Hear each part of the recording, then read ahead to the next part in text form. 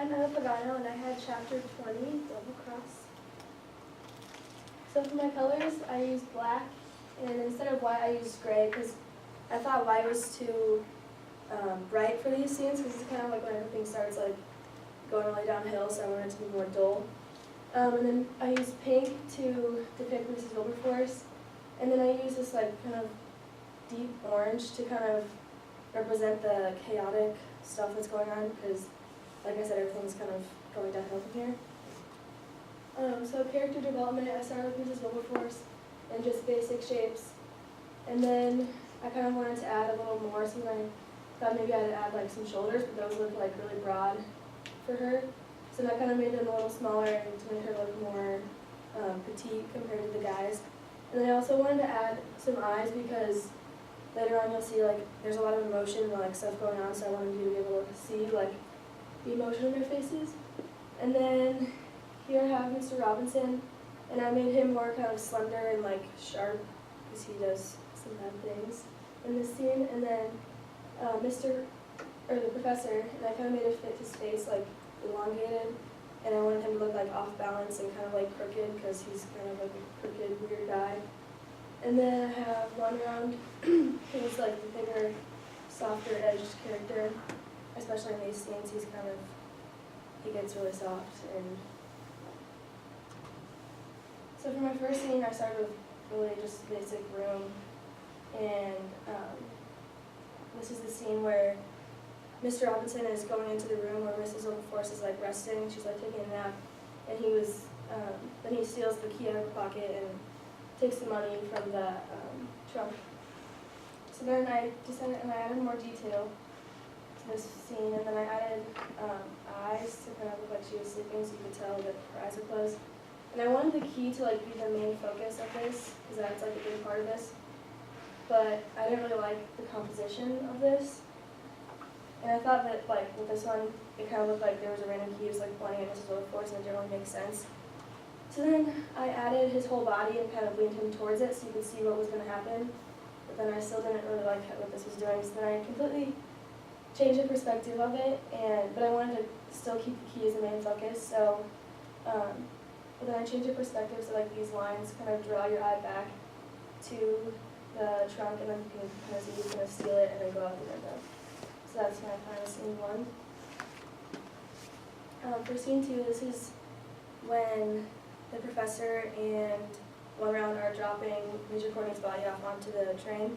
So I started with just like a basic composition. And then I added the railroad tracks and the bridge. And I wanted to make the background pink so you could still tell that this is like all related back to Mrs. Wilberforce and this like on her property basically still. So then I added Major Courtney's like feet and like legs, so it looks like he's like dangling off. And then I added the incoming train, and I made them the same color so you could see that they're like kind of connected and that he's going to be dropped off onto that train. And for the last scene, this is when One Round comes back and he thinks that Mr. Robinson is like killing Mrs. Wilberforce because she's sleeping. So then he like starts chasing after him. And then this is like the fence that like I use as the background. And then I added One Round with the piece of wood that he's like chasing after like Mr. Robinson with, and then he like gets in the head with it. But then I added some more detail, and I took off this piece of fence that looks like he didn't just get a random piece of wood from somewhere. And then I outlined it in pink to show the reason he's doing this is because he cares about Mrs. Wilberforce. And I also made his eyes pink and made him kind of angry looking because he's really upset about it. And then I added the X's in the eyes to see that he's kind of like knocked out from filming. And there's 1, 2, 3.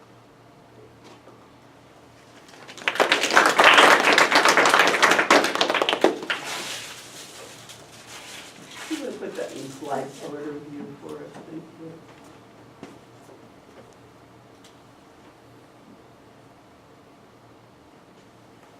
Okay.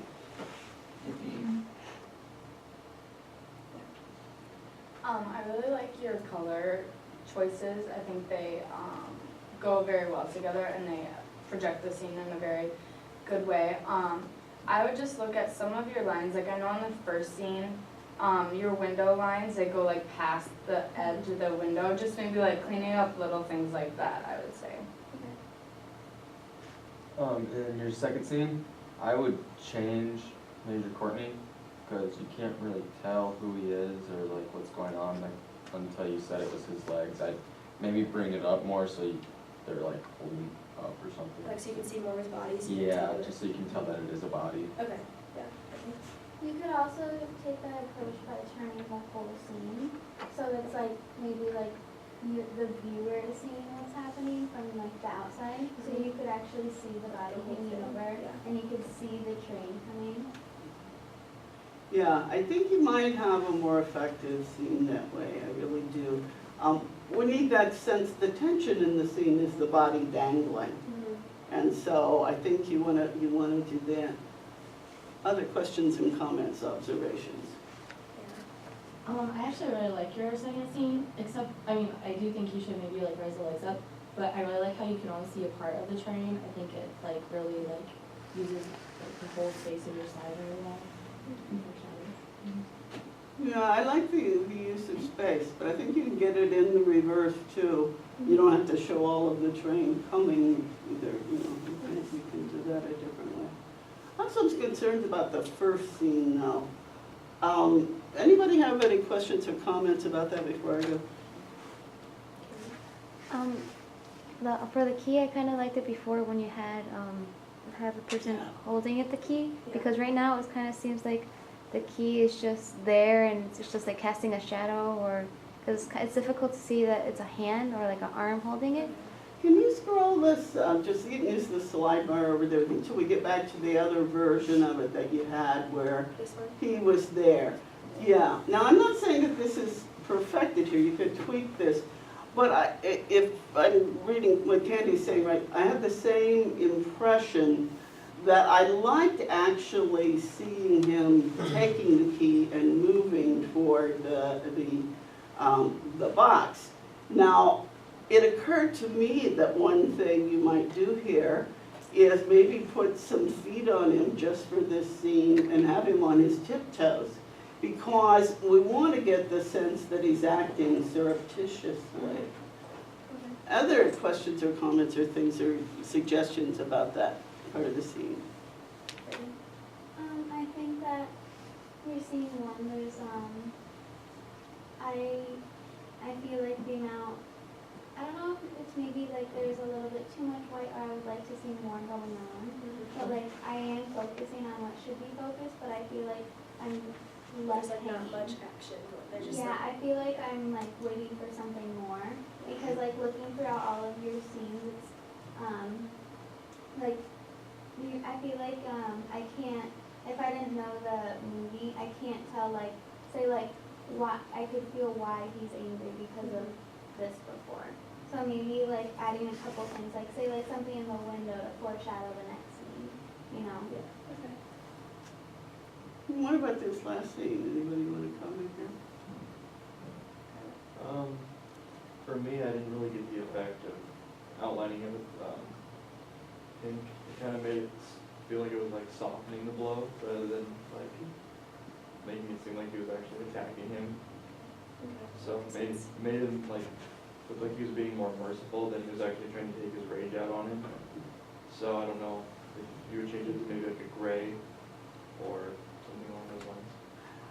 I'm wondering here now, what is the actual moment you want to depict here? That he has hit him, that he hasn't hit him, he's about to hit him? What? That he has hit him, Okay, like he just, and it's just happened? yeah. Okay. I think the X's look like, right now, it looks to me like he's going after a dead body. I don't like this use of X's, really, because I think there are other things you could do.